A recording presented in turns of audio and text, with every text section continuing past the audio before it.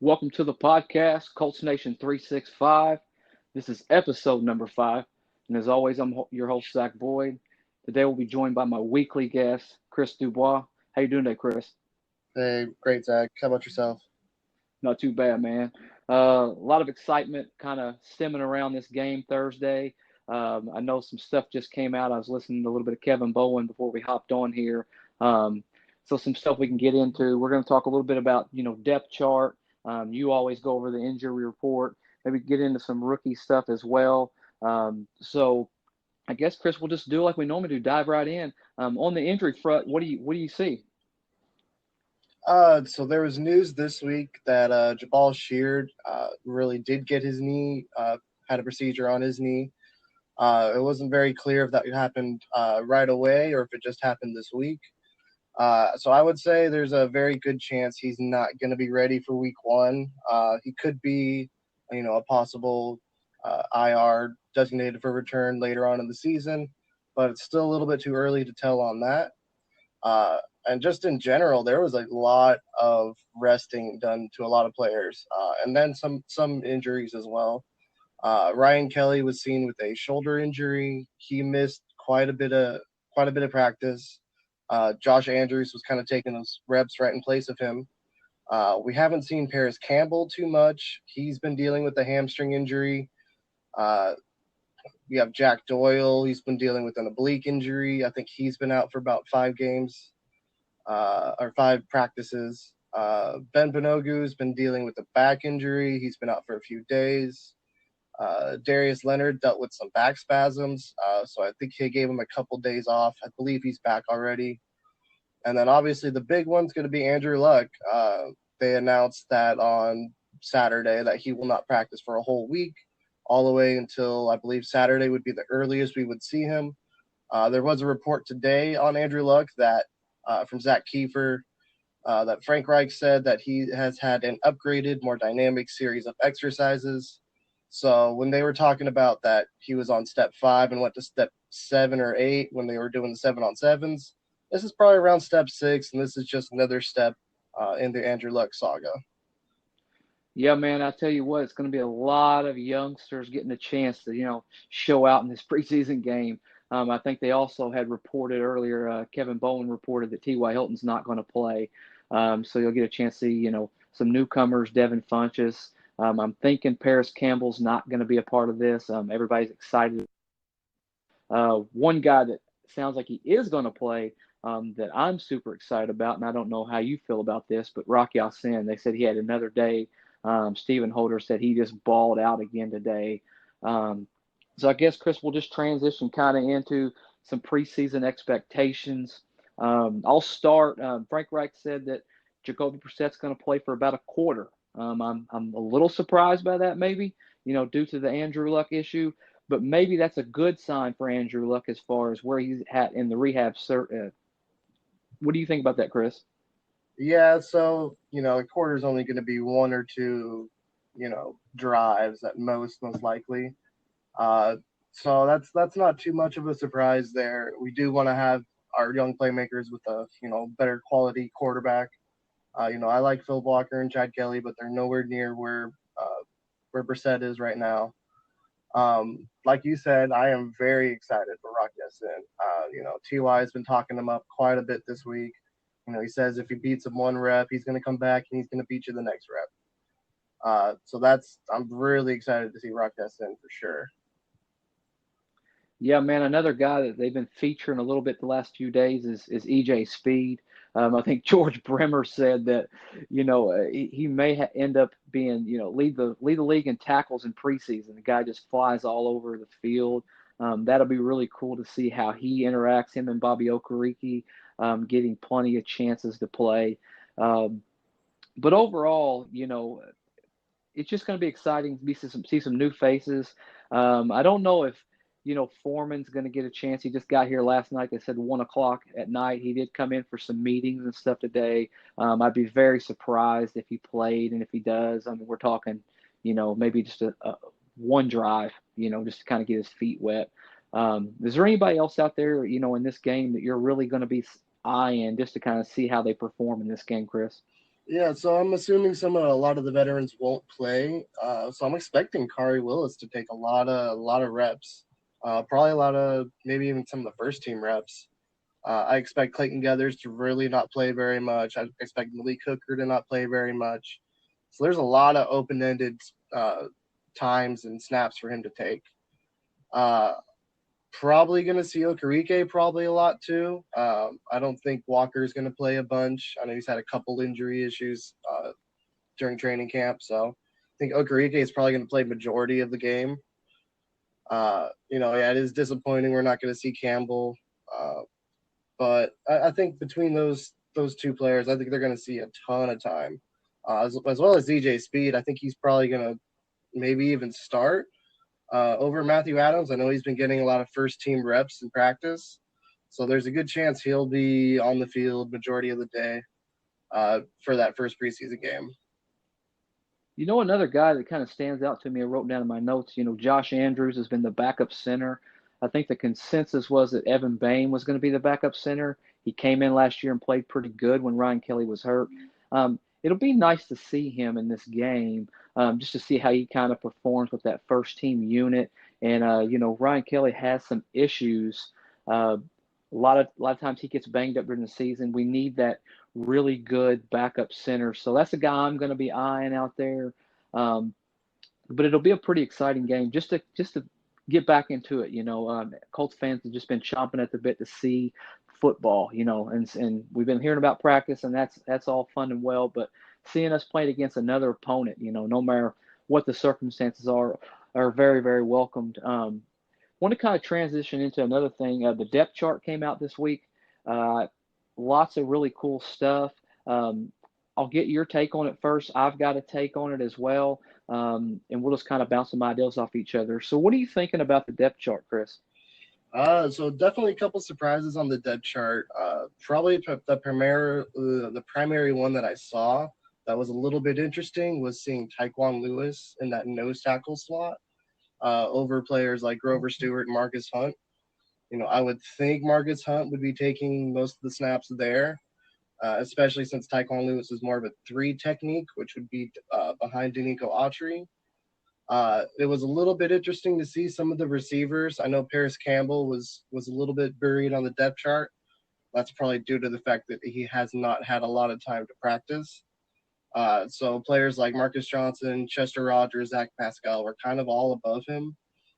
That was a little bit of a surprise right there. Other than that, I'm pretty happy with how it went. I believe, just like you were talking about Josh Andrews, he was right behind Ryan Kelly, and they had Evan Bain behind Quentin Nelson instead. That was a little bit interesting. Josh Andrews is really that much better in run defense or run blocking, which Evan Bain, he's good at pass blocking, but that was a little bit of his weakness, which is why I'm thinking maybe Josh Andrews has a little bit of a one up on him for that one. Yeah, I just made a few notes myself. One thing interesting was Dion Kane was buried down there a little bit. I'm sure that has to do with just his rehab. He's not practiced every single day. Um, One of the camp favorites. I'm not sure how that's going to play out. I have high hopes for Deion Kane. I don't make too much in to that first depth chart. I've been a Colts fan for 30 years now, and that first depth chart is just it's just out there. They have to put a depth chart out there. You talk about Taekwon Lewis being the starting nose tackle. I'd be really surprised even in this game that if Marcus Hunt is healthy, he's not the starting nose tackle. I don't know why they do certain things the way they do, maybe for motivation. But I wouldn't make too much if I'm a Colts fan, if I'm listening here on this podcast, into that first depth chart. I'd let that, get a little further into the preseason, kind of see how things play out, because there's going to definitely be some battles. Another guy that stood out to me was Jalen Collins. He was pretty far down there, and from what I've seen and from what I've heard, Jalen Collins has had a pretty competitive camp. Um, but I know that Ballard and the staff like to keep players on a tight leash, especially players who have trouble pass. So maybe it's just one of those motivating factors to make him kind of step up and earn his spot, and just see how see how he deals with adversity. They've just been pushing him the whole time he's been there. The talent's there. There's no doubt he has enough talent to do this. So it'll be interesting to kind of see how that works out. And another guy, just a side note, Chad Kelly. I've always felt like Chad Kelly really plays well when the lights come on. Um, I know they said Philip Walker's had a better camp. I've never been a big Philip Walker fan personally. Of course, I'm a Colts fan first, so I'm rooting for him no matter what. But it'll be interesting to see how Chad Kelly plays it out. Um, I know he had a botched handoff today, but other than that, he looked pretty good. Um, what are you thinking about as far as rookies moving forward? Do you have a set of rookies, Chris, that you think are ready to excel? I've made a bold prediction that Rock Sin will start day one. I'm going to stand behind that. But, I feel like our rookies are a little bit clustered. We have half of our rookies are really playing well, and then the other half are kind of, sliding down. One is Ben Banogu. Haven't heard a whole lot from him. I know he's been a little bit injured. Do you have any take on the rookies so far in camp? Yeah, I'm really kind of the same opinion as you that there's a lot of groups of rookies. Obviously EJ Speed, Ruckus, Paris Campbell, and probably Kari Willis are probably those top four rookies. Everyone else has really just kind of been there. Uh, you know, I think Ben really kind of flashed a few of the first few days. I know he worked with Robert Mathis a little bit on some of his skills there.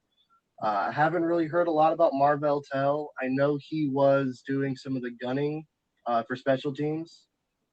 So maybe kind of watch out a little bit for Chris Milton if Marvell Tell can kind of take that spot from him. Marvell Tell was actually above Chris Milton on that unofficial depth chart.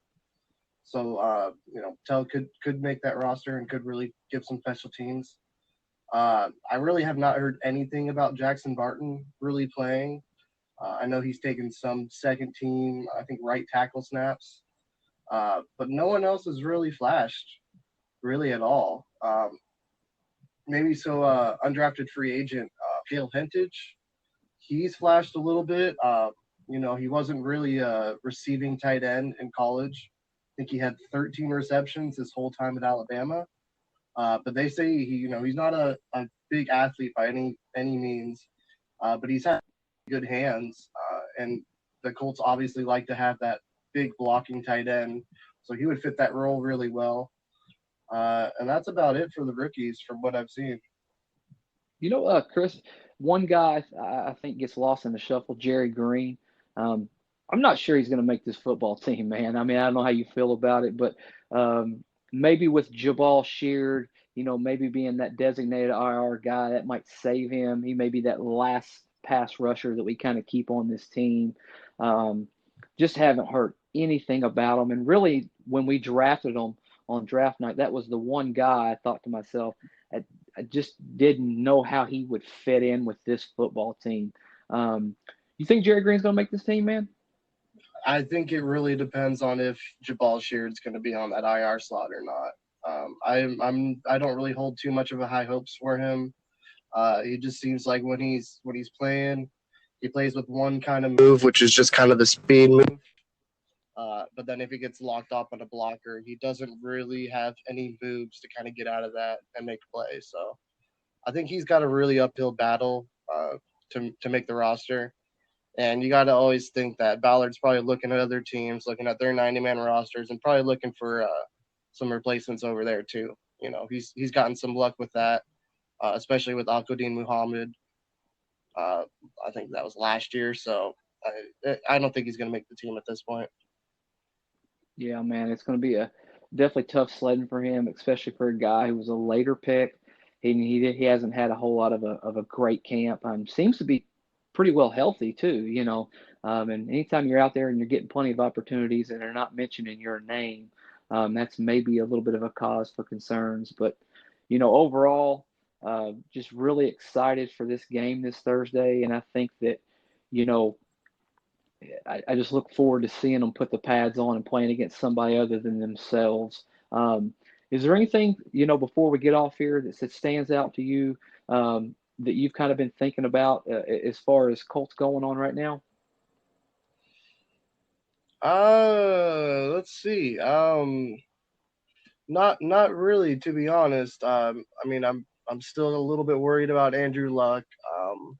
I think if he doesn't really progress, I'm kind of wondering if he will kind of play injured that first week, or if the Colts will really want to kind of keep him out for a little bit longer and kind of roll the dice with Jacoby.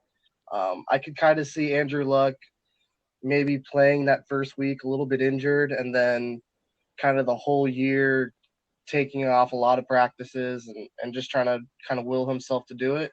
What are your thoughts? Do you think they'll try to keep him rested if he's not ready, or do you think they'll just let him play? I don't think that they're going to push Andrew Luck. I think one thing that was very interesting, I listened to or I read that Peter King interview, and one thing's very clear: Andrew Luck is in charge of his rehab. The Colts are there to assist him, but if Andrew Luck says he's not ready, Andrew Luck's not going to play football. I think he's kind of made that decision when he had that shoulder rehab. That's kind of how he operates moving forward.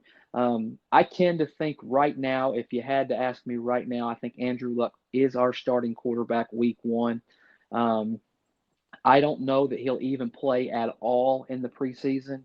I do believe he'll practice in the preseason, but I'm not sure that he'll even maybe a series, maybe two series. In that third game, they call it dress rehearsal. But I'm not sure that Andrew Luck's going to really play. They're going to be very, very cautious as far as that goes. But it'll be very interesting to see how it goes moving forward. Chris, before we get off here, man, let the guys know what you're writing about. You got anything you're thinking about writing about on the website, coltsnation365.com? Yeah, so my last thing that I wrote was I did do a rookie kind of rankings report. That's already up there. I'm planning on kind of doing a little bit more in depth on the first depth chart, the unofficial depth chart the the first preseason game. Um, Other than that, I'm going to be kind of maybe doing maybe a recap after the game, and then if we get any good Colts news during the next week, I'll try to write about that. Sounds good, man. Hey, I really appreciate you hopping on here with me.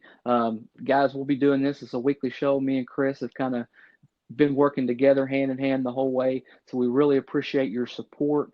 And thanks for following us along here at Colts Nation 365. Till next week, take care.